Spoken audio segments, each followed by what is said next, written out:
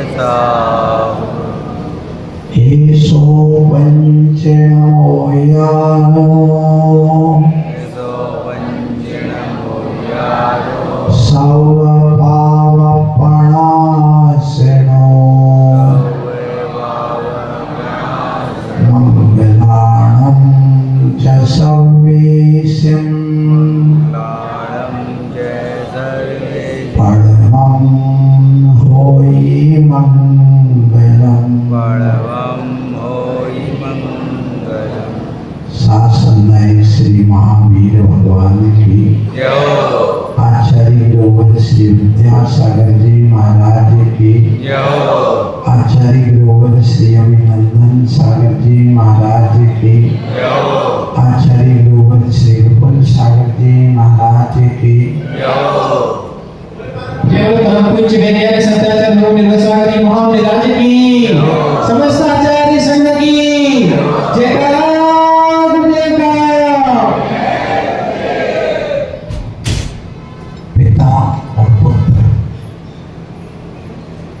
एक संबंध होता है।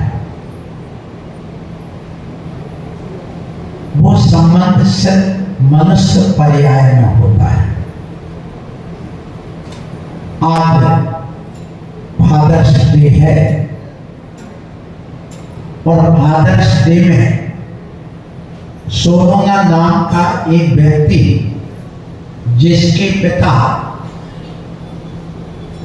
जिनका नाम विलियम जोन्स के नाम से फेमस, उसके 6 पुत्र बहुत छोटे छोटे थे और माँ का देवलोक हो गया, उसके पति का देवलोक हो गया। उसने लालन पालन किया बड़े जतन से, बिना अपनी पत्नी के अर्थात उन बच्चों का लालन पालन पिता ने किया, माँ ने नहीं किया।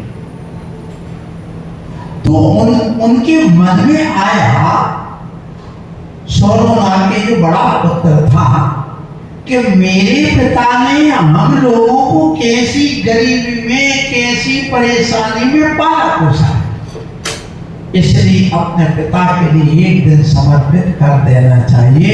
उनकी स्मृति में भी हमें फादर्स डे मनाना चाहिए। ये बात वहां पर चालू हुई सन 1910 में। 19 जून की बात थी, लेकिन जब वही आगे जाकर के अमेरिका तक पहुंची तो वहां के राष्ट्रपति रिचर्ड निक्सन ने वहां पर 1972 से यह विशेष रूप से फादर्स डे के रूप में इंटरनेशनल रूप में मनाना चालू कर दिया। अभी बात भारत में आ गई, तो भारत में ऐसा है कि हमें फादर्स डे मनाने की जरूरत नहीं है। क्यों नहीं है? क्योंकि भारत देश में हम प्रतिदिन मदर्स डे, फादर्स डे मनाते हैं। सुबह से उठ करके सबसे पहले अपने पिता को प्रणाम करते, माँ के प्रणाम करे, क्षण छू लेते, यही हमारा रोज का फादर्स डे है। कितने बच्चे हैं जो सुबह से जा करके सबसे पहले अपने माता पिता के चरण छूते हैं, यदि नहीं छूते तो छूना चालू कर दो। तुम्हारा फादर्स डे रोज मनाया जाएगा और तुम्हारे ऊपर कृपा उस पिता की बनी रहेगी और पिता हमेशा प्रसन्न रहेगा। क्योंकि पिता को बाप भी कहते हैं। हमारे बाप का लिया क्या बुंदेलखंड में कहते हैं। तो पिता का अर्थ बाप भी है, पिता का अर्थ डैडी भी है, पिता का डैड भी है, पिता का अर्थ फादर भी है। इन शब्दों में बड़ा अंतर है। कभी अपने पिता को डैड नहीं कहना,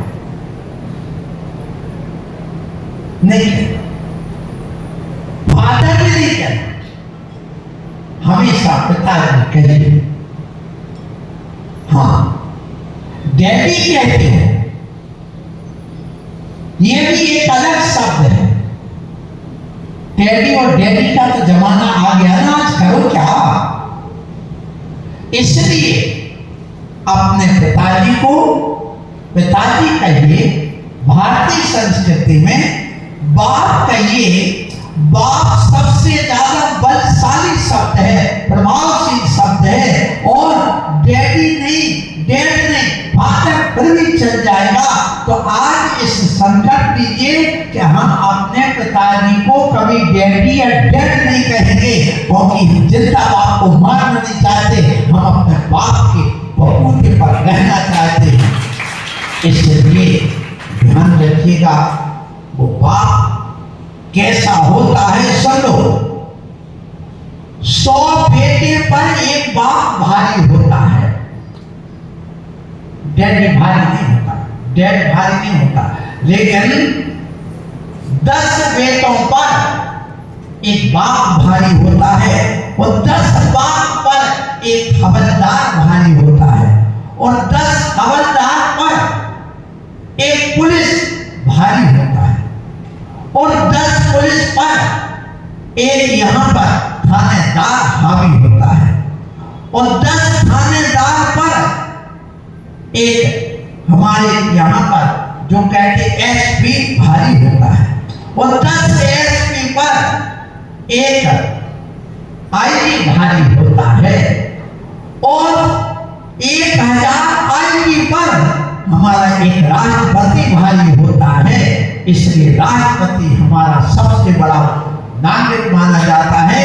अपने पिता को राष्ट्रपति मान करके पूरी उस तरफ से आप करिए। इसलिए ध्यान रखना, जब यहाँ पर एक चोर भी आता है, 10 चोर पर एक पुलिस भारी हो जाती है, और उसके ऊपर आतंकवादी हावी हो जाता है, और आतंकवादी के ऊपर पुलिस हावी हो जाती है। इसलिए ध्यान रखना, आप अपने जीवन अच्छे पुलिस की तरह अलर्ट रखिए, तब तुम्हारा जीवन अच्छा होगा। सो यहाँ पर पिता जो बन जाते हैं, पिता तो बन गए, लेकिन तुम पिता कहलाने लायक कब कहलाओगे? ध्यान रखना, वैसे तो संतान पशु पक्षी भी पैदा करते हैं, लेकिन पशु पक्षी पिता नहीं कहलाते, क्योंकि उनमें पिता के जो गुण होना चाहिए, कौन सा होना चाहिए? सबसे पहले तो पिता को समान दृष्टि वाला होना चाहिए, पिता को अपनी संतान को संस्कार करने का, संस्कारित करने का गुण होना चाहिए, उसका विशाल हृदय होना चाहिए, उसका जीवन आदर्शमय होना चाहिए, उसका जीवन धर्ममय होना चाहिए, उसका जीवन परोपकार के लिए होना चाहिए। ये यदि है तो पिता कहलाने के लायक है। अन्यथा पशु पक्षी भी बच्चों को जन्म देते हैं, लेकिन पिता नहीं कहलाते। पिता वही कहलाते हैं जो, जैसे फादर्स में आप पढ़ते, फादर एट फाउंडेशन, जो न्यू है पूरे परिवार की फैमिली फाउंडेशन, कौन है? वो है पिता। दूसरा, ये अफेक्शन जो हमेशा अपने पूरी फैमिली से स्नेह रखता है, प्रेम रखता है, वो फादर। ये से नहीं, वह कभी मतभेद नहीं रखता। जो पिता मतभेद करता, एक बेटे को ज्यादा चाहता, दूसरे बेटे को कम चाहता, एक के साथ अच्छा करता, एक से बुरा करता, एक को ज्यादा चाहता, दूसरे को कम चाहता, वो पिता कहलाने की उतने वो तो पतित है। इसलिए पिता को चाहिए सब दृष्टि रखे, वो पिता कहलाता है। इसलिए वहां पर अफेक्शन रखता, प्रेम रखता हो। फिर कहा गया पिता वही है जो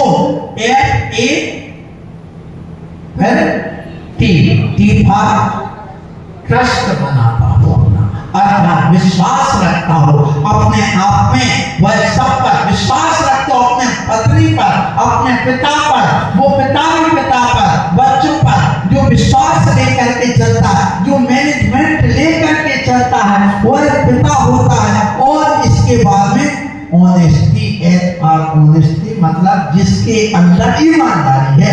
आप ईमानदार हैं कि नहीं? पिता तो बन गए, आप ध्यान रखना, पिता बनने के बाद अपने धर्म के प्रति ईमानदार रहिए, पिता बनने के बाद अपने बच्चों के प्रति ईमानदार रहिए, और पिता बनने के बाद अपनी पत्नी के प्रति ईमानदार बनिए।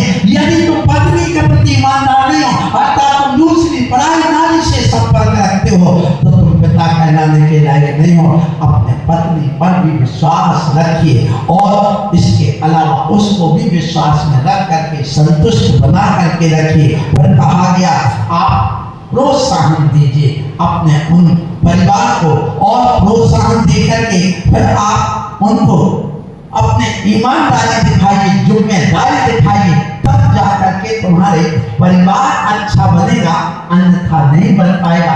इसलिए मैं कहना चाहता हूँ कि आज आप लोग इस परिवार की बात सुन रहे हैं, माता पिता की बात सुन रहे हैं, बहुत अच्छा है। तुम समझदार बनो, मूर्ख नहीं, क्योंकि समझदार, मूर्ख और विद्वान में बहुत बड़ा अंतर है। क्या अंतर है? पिता हमेशा विद्वान होता है, यदि विद्वत्ता उसके अंदर है तो पिता है, और यदि विद्वत्ता नहीं है तो पिता नहीं। क्यों? क्योंकि मूर्ख, विद्वान और समझदार में अंतर है। समझदार नहीं होता पिता, पिता विद्वान होता। पिता को हमेशा विद्वान होना चाहिए। तो आप कहोगे समझदार, मूर्ख और विद्वान में क्या अंतर है? उसके लिए मैं एक उदाहरण से आपके सामने बात रखूंगा। देखिए, एक व्यक्ति ने केला खाया, वहीं बाजू में दूसरे व्यक्ति ने केला खाया, तीसरे ने केला खाया, 3 व्यक्ति ने एक साथ केले खाए। एक व्यक्ति ने केला खाया, घर के सामने छिलका फेंक दिया, और सामने से बेटा आया, फिसल करके गिर गया, क्योंकि केला का छिलका उल्टा था और फिसल के गिरता है तो वहां पर हड्डी टूट गई।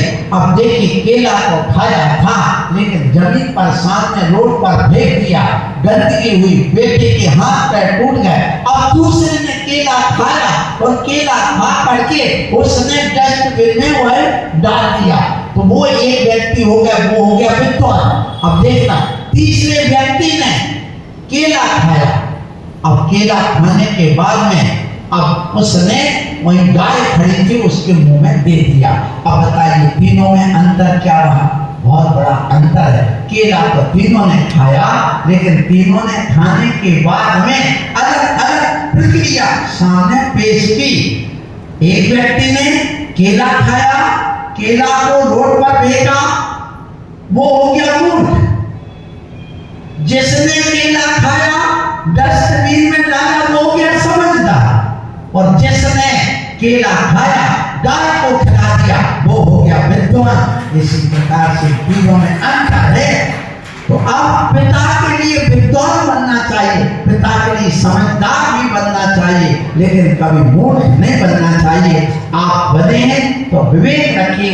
इसी प्रकार से माँ के लिए भी मैं यही कहूँगा, आप अपने जीवन में यदि एक क्रिया करते हो तो बहुत अच्छा है, अन्यथा तो जीवन चल रहा है, चलता रहेगा, सबका चल रहा है और चलेगा, इसमें कोई संदेह नहीं है। तो आप लोगों से आज के इस प्रवचन में जो आप फादर्स डे पर यहाँ भक्तावना विधान कर रहे हो, हमारी भी इच्छा थी कि एक बार हम यहाँ का विधान को देख लें, और देखने के बाद में जैसे कल कहा था कि भैया हम पूरी फिल्म नहीं देखना चाहते, हम 1 घंटे का ट्रेलर देखना चाहते हैं, इसलिए मैं यहाँ पर कहूँगा हमारे जो वीडियोग्राफर है, इस ट्रेलर को सबको दिखा दो कि यहाँ पर कैसे लोग आज जैसे बड़ा विधान कर रहे हो वैसे बैठ करके। महिलाओं ने तो साथ दिया है, पुरुष तो अपने व्यस्त हैं और व्यस्त रहते हैं, उनको व्यस्त रहना चाहिए, उनको धन कमाना चाहिए, उनके लिए अपना परिवार चलाना चाहिए, आदर्श बन करके रहना चाहिए। मैं कहूँगा आदर्श का उनका आईना में अपना मुख देखा जाता है। आप भी यहाँ मुख देखने आए हैं अपना, जिसके पास इन आदर्श के पास, तो अपने आईने में मुख देख करके अपनी कारक पहुंची जाती है। आप जब कभी आईने को देखते हो कि आईने में अपने आप को देखते हो, जरा बताइए मुझे, आप जब आईने को नहीं, आईने में अपने आप को देखते हो और अपने आप में भी क्या देखते हो, कारक कहाँ लगी है, कहाँ हमारे बात छूट गए बनाते समय, तो उस कार्य को पहुंचने का काम उस आईने में से देख करके अपने मुख को साफ करके उस कार्य को पहुंचते हो। इसी प्रकार ध्यान रखना, पिता एक आदर्श होता है उस बच्चे के सामने, संतान के सामने।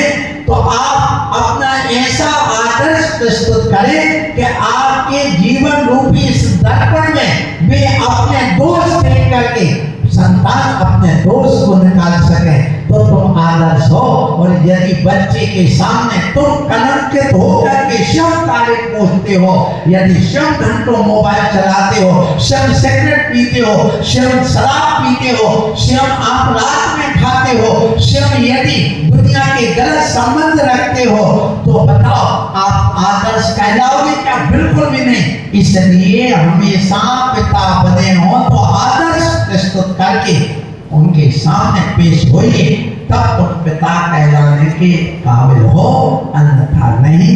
इसलिए हे श्राप को विधान तो हो रहा है, चलता रहेगा, करोगे, लेकिन आज इस प्रवचन के माध्यम से घर जाकर के आदर्श पिता बनने की कोशिश करना और अपने जीवन में जो भी दोष है उनको निकालने की कोशिश करना। और जो पुत्र हैं वे पुत्र भी अपने सही कार्य करें, पिता की मर्यादा का ध्यान रखें और सही पुत्र बनना या बेटा बनना, लड़का कभी नहीं बनना।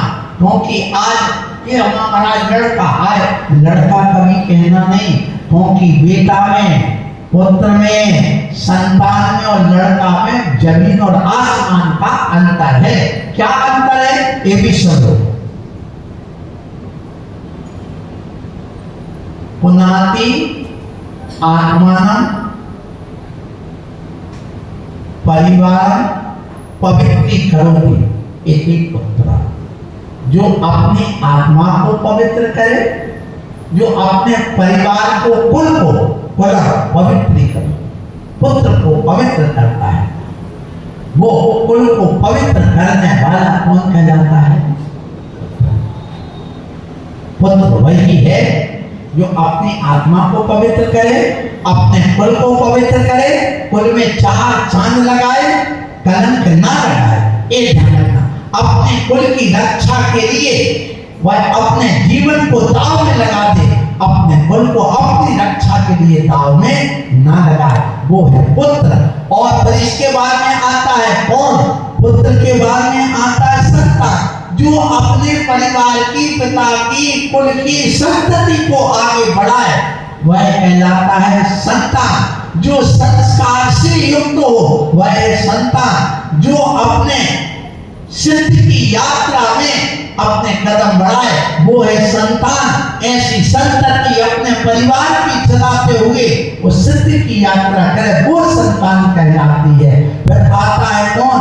बेटा, जो माँ बाप के सामने चुपचाप बैठा रहे, तर्क वितर्क ना करे, पिता की, माँ की, बड़ों की बात ना काटे, उसका नाम है बेटा। और लड़का वह है जो लड़ झगड़ के बाप से अलग हो जाए, उसका नाम है लड़का। तो आप कभी लड़का नहीं बनना, पुत्र बनना, बेटा बनना, संतान बनना, लेकिन लड़का। आजकल तो लड़ने झगड़ने की बातें नहीं, कोने लड़ने झगड़ने की बात, क्योंकि एक बेटा है और वो पहले ही घर छोड़ के चला गया, अमेरिका में रह रहा है, रूस में रह रहा है, जापान में रह रहा है, इंग्लैंड में रह रहा है, हांगकांग में रह रहा है, ऑस्ट्रेलिया में रह रहा है, अमेरिका में रह रहा है। कहाँ कहाँ की बात करें, अब तो उसके दर्शन दुर्लभ हो गए। बात कर ले 2-4 दिन में तो हमें लगता है स्वर्ग का कोई देव आकर से हमसे बात करता है, इतने आनंद सुख मिल जाता है। अब यहाँ कौन संभालेगा, कौन रहेगा? वो कहता हमें यहाँ आने नहीं, बहू पहले से चली गई, बेटा वहां से चला गया, अब तुम्हारा परिवार परिवार ही नहीं रह गया, घर घर ही नहीं रहेगा। घर क्या है? आज घर बचे ही नहीं है। कौन? घर वह है जहाँ घरवाली रहे, उसका नाम घर है। अथवा जहाँ घर वह है जहाँ संतान का जन्म हो, वो घर है।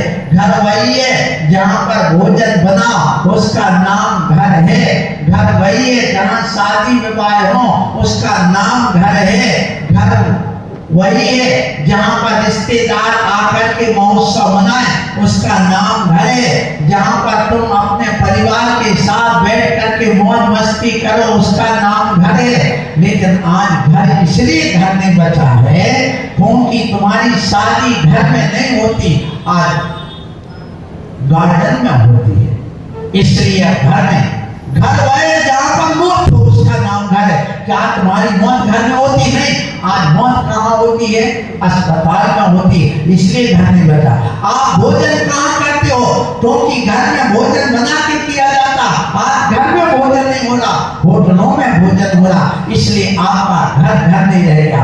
अब बताइए, ना शादी घर में हो रही है, ना भोजन घर में हो रहा है, और ना आपके यहाँ पर ये महोत्सव घर में हो रहे हैं, ना मौत घर में हो रही है। सिर्फ घर क्यों आते? बोले फ्रेश होने जा रहे घर। तो आपने घर को क्या बना रखा? फ्रेश होने का स्थान, शौचालय बना रखा। इसलिए आपका घर घर कहाँ रह गया? क्योंकि घर में कोई है नहीं तो घर कहाँ रहा? करिए, सोचिए कौन सी दुनिया में जाना चाहते हो? कभी आपने सोचा कि हम कौन सी कदम बढ़ा रहे हैं? हम कहाँ जा रहे हैं? हमारा भविष्य क्या होगा? कैरियर कैरियर कैरियर माने भविष्य की सब चिंता करते, लेकिन तुम्हारा भविष्य क्या है ये तो केवल ज्ञानी जानता है, तुम भी नहीं जान पा रहे हो। इसलिए सुनिए, आप बेटा पैदा करके बाप तो बन गए, लेकिन बाप कहलाने के योग्य गुण भी लाइए। ये प्रवचन करने का उद्देश्य ये है। यदि आपके अंदर वो गुण है, आप सुबह से उठ करके नहा धो करके ध्यान करते हो, जाप करते हो, योगा करते हो, समय पर उठ करके आप यहाँ द्रव्य धो करके लाते हो, आप शुद्ध वस्त्र पहन करके अभिषेक करते हो, तो आप बाप कहलाने के योग्य हैं, पिता कहलाने के योग्य हैं। फिर आप यहाँ से जा करके अपने बेटे को खुश कर, बेटा ठीक है ना, तुम नहीं चले आज, आपको भी चलना चाहिए, बेटा आप ऐसा कर लेते हो, बेटा आप बहुत अच्छे हैं। तो अब बेटा जब तुम कहोगे तो वो आपकी विनय करेगा, क्योंकि बेटा वही है जो बाप के सामने तर्क वितर्क ना करके चुपचाप बैठा रहे और आज्ञा का पालन करते रहे। जैसे छोटा बेटा होता ना, उसको बेटा कहते छोटे को, क्यों? क्योंकि वो कहते दादाजी जाओ हम एक बिस्कुट दे, तुम जल्दी पानी भर के ला, वो पानी ला के दे देता। बेटा यहाँ बैठ जा, बैठ जाता। बेटा थोड़े पैर दबा दे, तो पैर दबाने लगता। तो बेटा वही है जो अपने बाप की आज्ञा का पालन करे। यदि तो बाप की आज्ञा का पालन नहीं करते तो बेटा कहलाने के योग्य नहीं हो। इसलिए बेटा बनो, और बेटा भी एक प्रकार के नहीं होते, बेटा भी 4 प्रकार के होते हैं। कौन से महाराज? सुनो, एक बेटा अतिजात नाम का, दूसरा अनुजात नाम का, तीसरा अवजात नाम का, और चौथा कुलंगार जात का।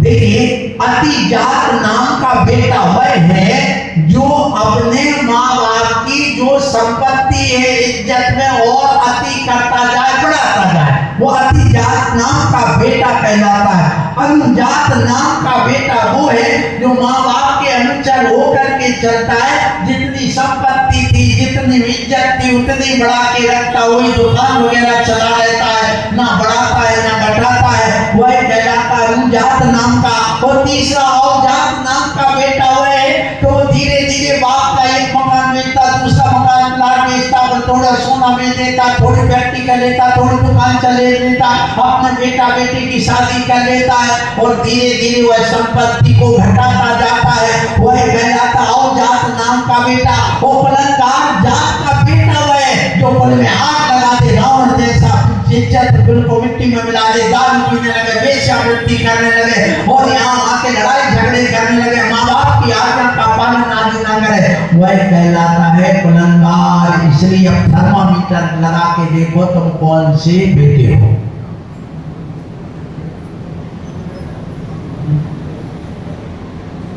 कौन से बेटे हो? कुलंगार में तो नहीं हो। संग में आग मत लगा देना, नहीं तो कुलंगार कहलाओगे। अपने परिवार में, अपने घर में आग लगाए, लड़ाई झगड़ा कराए, वही तो कुलंगार है ना। तो कौन से बनना चाहते हो? दारू पीना चाहते हो क्या? विचार करना, क्या घर में लड़ाई झगड़ा करके ये लेनी चाहिए, वो नहीं चाहिए, हमें जो हिस्सा मान में लड़ाई झगड़ा करने लगे, ये सब बेटा हमें नहीं चाहिए, ये बेटा कोई काम का नहीं, अब बताओ, तुमने अपने माँ बाप की संपत्ति को बढ़ाया है कि घटाया है? अपने माँ बाप की इज्जत को चार चांद लगाए हैं तो और उस चांद में कलर लगाया है, ये भी देखना पड़ेगा।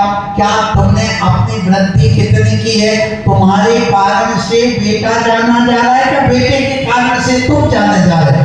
मतलब ये है, यदि बेटे के नाम से बाप जाना जाए तो बेटा श्रेष्ठ माना जाता है, और यदि बाप के नाम से बेटा जाना जाए तो उसने कोई इज्जत नहीं कमाई।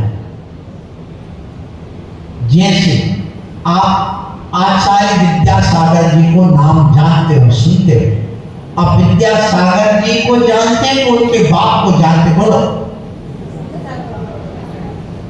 मतलब बेटे के नाम से बाप जाना जा रहा है कि वो मल्लप्पा कौन थे, मल्लप्पा जी कौन थे, अरे ये कौन, अरे विद्यासागर जी की पता क्या है?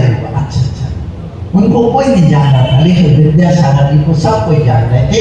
इसका मतलब ये है कि तुम अपनी इज्जत इतनी कमाइए कि तुम्हारे बाप का भी नाम रोशन हो जाए, तुम अपने बाप को पैसा तुम अपने द्वारा दे सको, तो तुम सच्चे बेटे हो।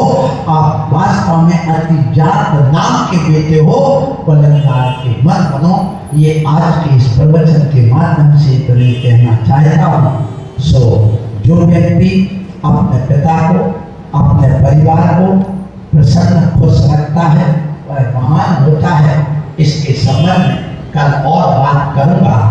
और अभी तो प्रश्न रखा गया था, महाराज सम्यक दर्शन की बात करो, आत्मा की बात करो। मैंने यहाँ आगरा में आत्मा की बात की नहीं, हाँ, सम्यक दर्शन की बात, आत्मा की बात सिर्फ एक जगह की थी, कहाँ? कमला नगर में। और उस दिन की तो वहां दूसरे दिन 50% लोग बच गए। पंचलब्धि बताएं क्या होती है? देशना लब्धि, काय लब्धि, छह शब्द शुद्धि लब्धि। महाराज जी तो हमारे सिर के ऊपर बाउंसर निकल गया और तुमने ऐसे छक्के मारे कि बिल्कुल बाउंड्री के बाहर गेंद गिरी। अब हम कहें क्या, हम पकड़ नहीं पाए, आपने क्या बोला। इसलिए भैया हम ऐसा इक्की दुक्की लगा करके एक रन दौड़ दौड़ के दे रहे हैं कि तुम अपना काम कर सको। इसलिए जाना बाउंसर और जाना पिच पे अपन को ऐसी नॉर्मल बना के रखना है, बाउंस वाली नहीं, तभी तुम्हारी समझ में आएगा। सो आज आप लोगों को विधान भी अभी करना है। समय बहुत हो गया है, गर्मी भी बहुत है, अभी 4 दिन की गर्मी और है। कहते 4 गुना की चांदनी पर अंधियारी रात। आज 21 तारीख हो गई है। 25 तारीख से यहाँ 25-26 से लेकर के 30 तारीख तक यहाँ पर मानसून आता है। और वो भी ये गर्मी बता रही है, जब जब गर्मी हो जाए तब तक मानसून आता है, ध्यान रखना। और मैंने अभी 15-20 दिन पहले और एक बात कही थी, आप ध्यान रखना। जब जब प्रकृति में विशेष परिवर्तन हो, एकदम एक गर्मी में खूब ठंड हो जाए, पानी बरसने लगे, एकाएक बहुत ठंड में गर्मी हो जाए, एकाएक मूसलाधार वर्षा होने लग जाए, तो कुछ गड़बड़ होने वाला है। ये ध्यान रखना। जैसे भूकंप आना, ज्वालामुखी फूटना, ये होता है। जैसे इस बार गर्मी में, जनवरी में तो ठंड पड़ती है, लेकिन इस बार जब पंच कल्याण कुंडला में कराने तो उस समय ठंड लग रही थी। ऐसी स्थिति अप्रैल मई के महीने में हो रही थी। इसलिए प्रकृति के विरुद्ध अपन को नहीं चलना। प्रकृति के विरुद्ध जब जब चलोगे तब तब तुम्हारे जीवन में समस्याएं आएंगी। आप तुम्हारे भूकंप कहाँ आते हैं ज्यादा? जो प्रकृति विरुद्ध चल रहे हैं। जितनी नदियां उल्टी बह रही हैं, जैसे नर्मदा नदी कहाँ बह रही है? पश्चिम दिशा में, जबकि भारत की सारी नदियां उत्तर पूर्व में बहना चाहिए, तो ये उल्टी बह रही। इसलिए यहाँ पर हमेशा भूकंप आता है। एक नदी है जो पाकिस्तान पश्चिम तरफ जाती है, उस तरफ भी हमेशा भूकंप आते रहते, क्योंकि वो प्रकृति विरुद्ध बह रही। इसलिए वास्तु का अपना महत्व होता है। शाम को शंका समाधान रखना, हम उस संबंध में आपको जानकारी दे देंगे, क्योंकि समय अपनी गति से बढ़ रहा है। आप तो चाहते होंगे महाराज और बोले और सुने हम, लेकिन हमारी भी अपनी मर्यादा है। कल खूब अच्छे ढंग से कितना आप आना कितने बजे? 8 बजे। खूब 1-1.5 घंटे प्रवचन सुनाएंगे, लेकिन आ जाना, आज का विधान है सो आ गए हो, कल जरूर बैठना, नहीं तो पता चलता है कि आप लोग इसमें रुचि ले लेते हैं भजन में, लेकिन प्रवचन में लोगों की रुचि कम होती है। अपनी रुचि बढ़ा के रखना, यही आज कहना है। उद्यम मत करना, उद्यम करना। उद्यम खराब होता है, उद्यम का प्रोत्साहन होता है, इसलिए जो उद्यम करता है वो एक दिन पक्का है, निश्चित है, वो परमात्मा की साधना में अग्रणी हो जाता है और एक दिन स्वयं परमात्मा बनता है। आप अपने समय दर्शन को पुष्ट करें, अपने आप की आत्मा पर श्रद्धान करें, भगवान की पूजा अर्चना करें, इससे अपने कर्म की निर्जरा होगी। ये जिनाज्ञा का पालन हम सबको करना चाहिए और आप सब कर रहे हैं, ये बड़ी खुशी की बात है। यहाँ पर लग रहा है कि हाँ, यहाँ धर्म जीवित है। यहाँ तो मुझे पर्यूषण पर्व जैसा लगा है, यहाँ आए बहुत अच्छा लगा। यहाँ आगरा में जहाँ मैं गया हूँ वहाँ पर मुझे तो बहुत अनुकूलता अच्छी लगी और देख करके जी भी लज्जा जाता है। आगरा वालों ने भले श्रीफल नहीं चढ़ाया चतुर्मास का, लेकिन लगने लगता कि चतुर्मास आगरा पता नहीं चढ़ाया, ये बात अलग है, लेकिन होना चाहिए, क्योंकि यहाँ के लोगों में प्यास है, श्रद्धा है, भक्ति है, त्याग की भावना है, गुरुओं के प्रति समर्पण है और ये गुरु चाहते हैं। और ये 4 बातें जहाँ मिलती हैं वहाँ चातुर्मास होता है। आप खूब अच्छा चातुर्मास कराए।